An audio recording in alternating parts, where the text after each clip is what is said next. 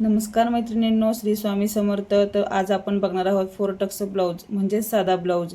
तर आता या ब्लाऊजच्या पद्धतीमध्ये मी कोणत्याही तुम्ही प्रकारचा ब्लाऊज घ्या, जेणेकरून 32 ते 42 इंच कटोरीपर्यंत किंवा टक्सपर्यंत तुम्हाला ब्लाऊजची कटिंग या पेपरमध्ये मी दाखवणार आहे. तर तुम्ही व्हिडिओ स्किप न करता पूर्ण व्हिडिओ बघा, म्हणजे तुम्हाला प्रत्येक गोष्ट ही छोट्या छोट्या गोष्टी ज्यामध्ये सांगितलेल्या असतात त्या तुम्हाला समजून जातील.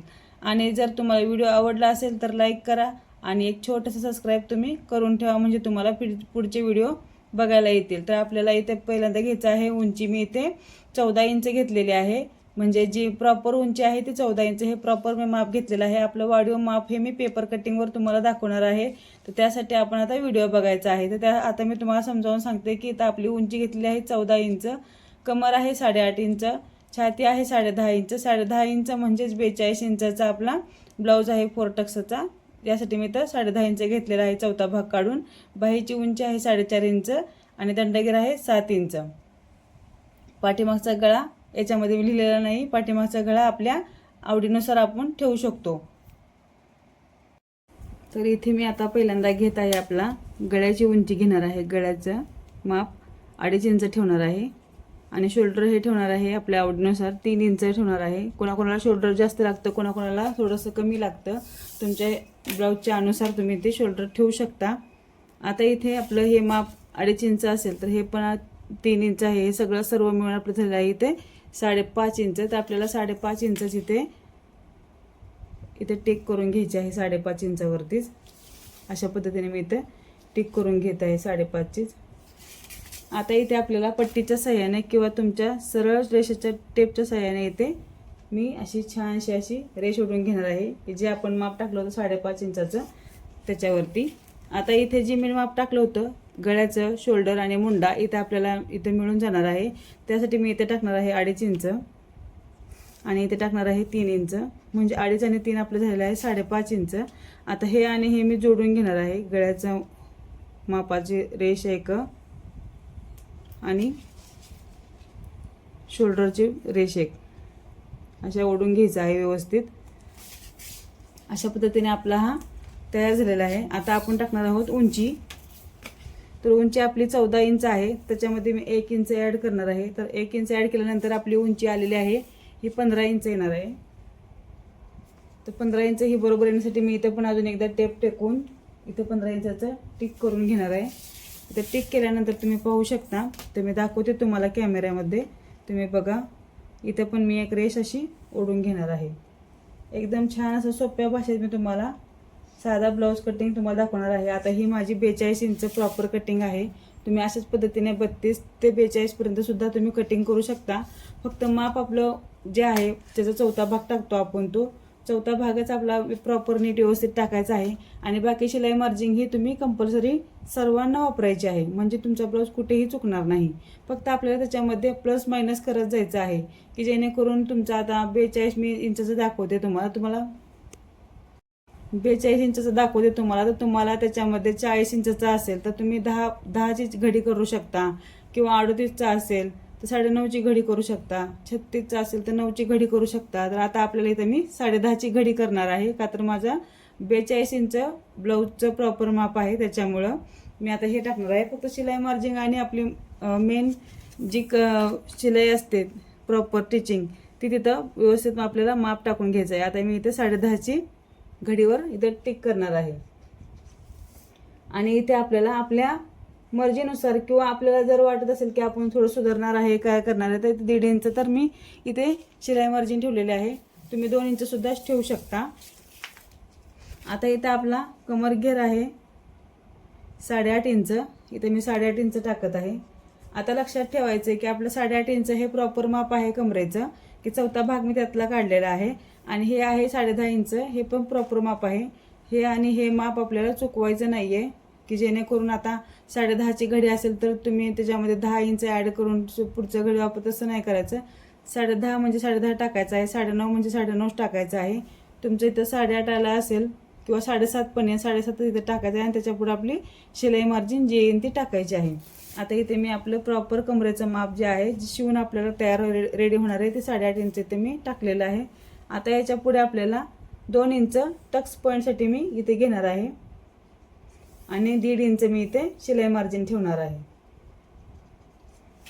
आता हे 2 इंच तुम्ही म्हणता कशासाठी, तर 1 इंच आणि 1 इंच आपल्याला इथं एक टक्स पॉईंट येतो, त्यासाठी मी हे इथं 1 इंचाचा टक्स पॉईंटसाठी मी ठेवलेलं आहे ते, आणि 1.5 इंच शिलाई मार्जिन. आता हे आणि हे रेष मी ओढून घेणार आहे.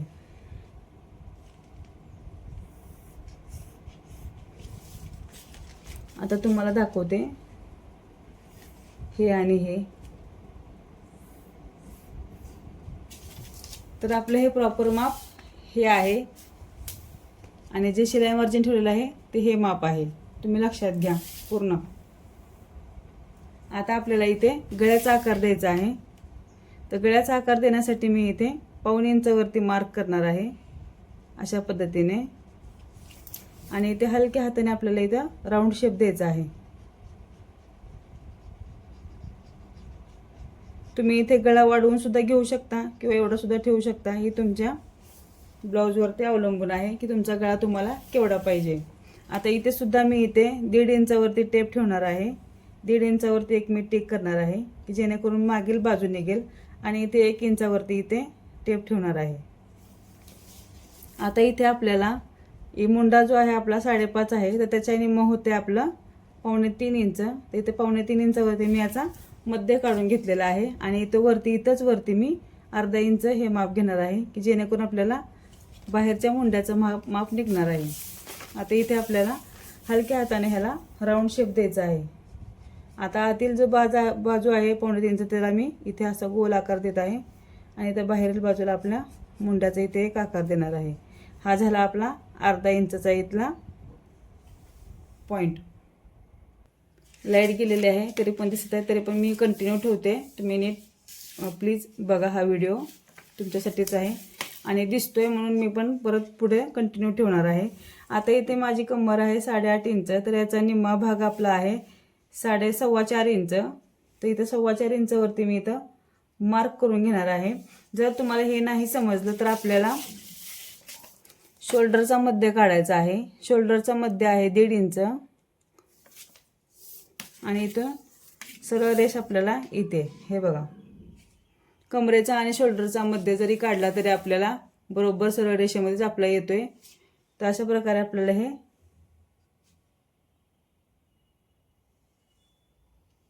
ओढून घ्यायचं आहे. ही प्रॉपर रेष कमरेच्या मध्यावरती जरी काढलं तरी तुम्हाला शोल्डरचा मध्यच निघतो, आणि शोल्डरच्या मध्यातून काढलं तर कमरेचं शोल्डर निघतो, मध्य निघतो. हे लक्षात घ्या. अशा प्रकारे आता इथे आपल्याला मी टक्स पॉईंटसाठी 4.5 इंचावरती मार्क करणार आहे.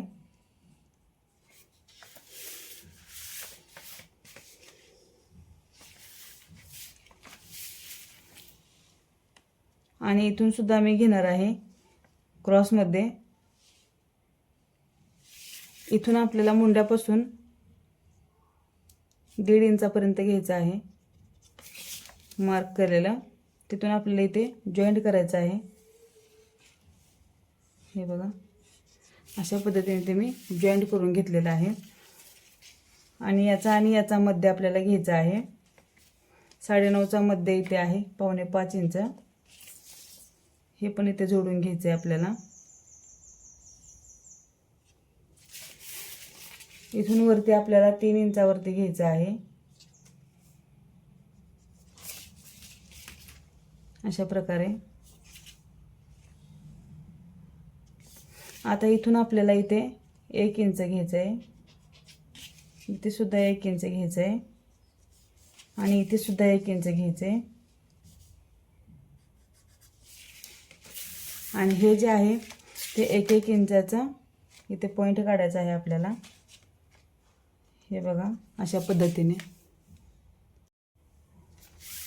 आता हा 1-1 इंचाचा पॉईंट काढल्यानंतर आपल्याला इथे क्रॉसमध्ये इथे मार्क करून घ्यायचं आहे.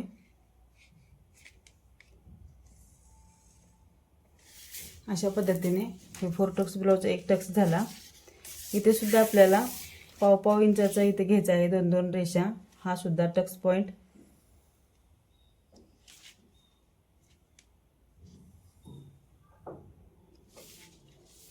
अशा प्रकारे इथे घ्यायचं आहे. पाव इंच इथे सुद्धा आणि इथे सुद्धा आपल्याला घ्यायचं आहे आणि इथे सुद्धा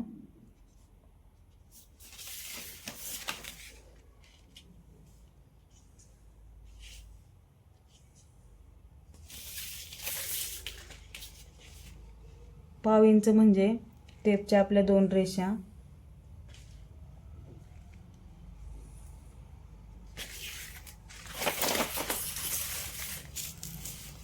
हे झालं आपला टक्स पॉइंट.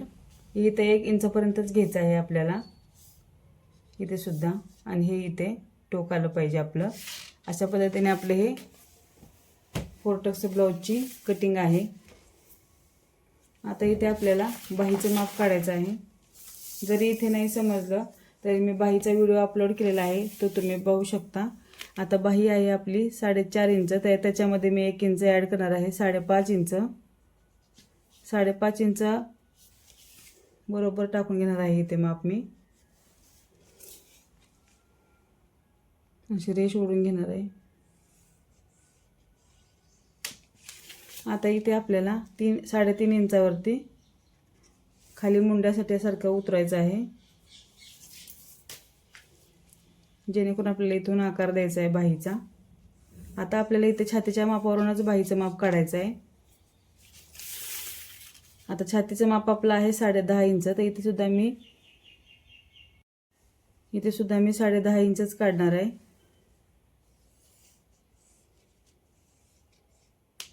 आता 10.5च्या निम्मा आहे 5.5 इंच. आता इथे मी इथून 1 इंच घेणार आहे. जरी हा व्हिडिओ नाही समजला तरी माझा व्हिडिओ तुम्ही एक प्रॉपर बाहीसाठी मी टाकलेला आहे, तो सुद्धा तुम्ही पाहू शकता. आता इथे 1 इंच आणि इथे 1 इंच घेतलेला आहे आणि इथे मी मध्य काढलेला आहे. आता इथून मी अर्धा इंच वरती घेणार आहे. आता हे अर्धा इंच कशासाठी, तर आपण इथे सुद्धा अर्धा इंच शिलाई मार्जिन ठेवली होती त्यासाठी. आता इथून आपल्याला अर्ध चंद्रासारखं इथे आपल्याला आकार द्यायचा आहे, आतील आकार असं. इथून सुद्धा हेच सेम घ्यायचं आहे असा आकार. आता बाहेरून आपल्याला आकार द्यायचा आहे. अशा प्रकारे आपल्याला हे बाहीचं माप काढायचं आहे. आता दंडगेर आहे आपला 7 इंच. शिलाई मार्जिन त्याच्यामध्ये मी घेणार आहे 2 इंच. ही झाला आपला बाहीचा आकार. अशा पद्धतीने हे बाहीचा आकार आणि हे 4 टक्स ब्लाऊज तुम्ही पाहू शकता. तर अशा पद्धतीने आता इथे हे झालेलं आहे. आता आपण याची कटिंग करून घेणार आहोत.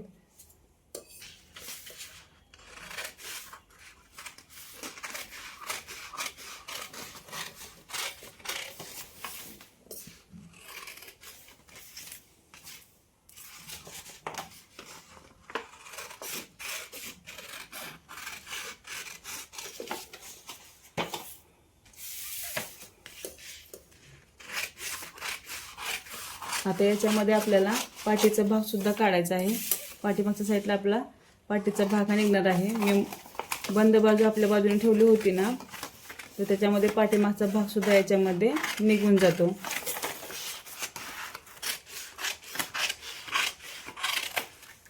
आता हा व्हिडिओ बघतच असाल तर हे शब्द सुद्धा तुमच्या कानी पडले तर तुम्ही मला नक्की सांगा की तुम्हाला कोणती कटिंग किंवा कोणती स्टिचिंग तुम्हाला बघायला आवडेल किंवा शिकायला आवडेल. नक्की मला कमेंट बॉक्समध्ये सांगा. आता हा झाला आपला पाठीचा भाग, तर आपण हा थोड्या वेळ बाजूला ठेवूया. आता आपण याची कटिंग करून घेणार आहोत. अशा प्रकारे इथे गोल गळा मी आखून घेणार आहे.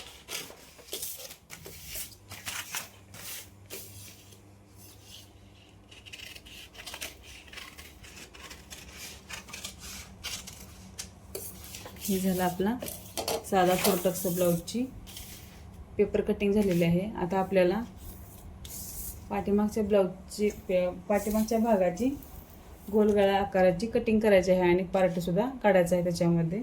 आता हे ठेवत आहे बाजूला मी. आता इथे मी आपला पाठीमागचा भाग काढणार आहोत आपण.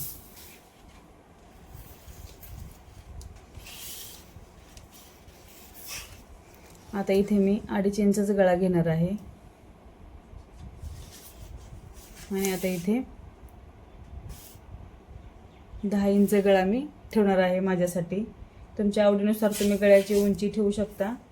आणि इथे मी 3 इंच घेणार आहे की जेणेकरून आपला गळा हा व्यवस्थित आपल्या पाठीला स्टिफ बसेल अशा पद्धतीने. जर 2.5 इंच घेतला तर शोल्डर उतरण्याची सुद्धा शक्यता असते, त्यामुळे 2.5 ते 3 हा भाग आपल्याला करून घ्यायचा आहे. आता इथे पण मी 1.5 इंचावरती टिक करून छान असा राऊंड शेप देणार आहे.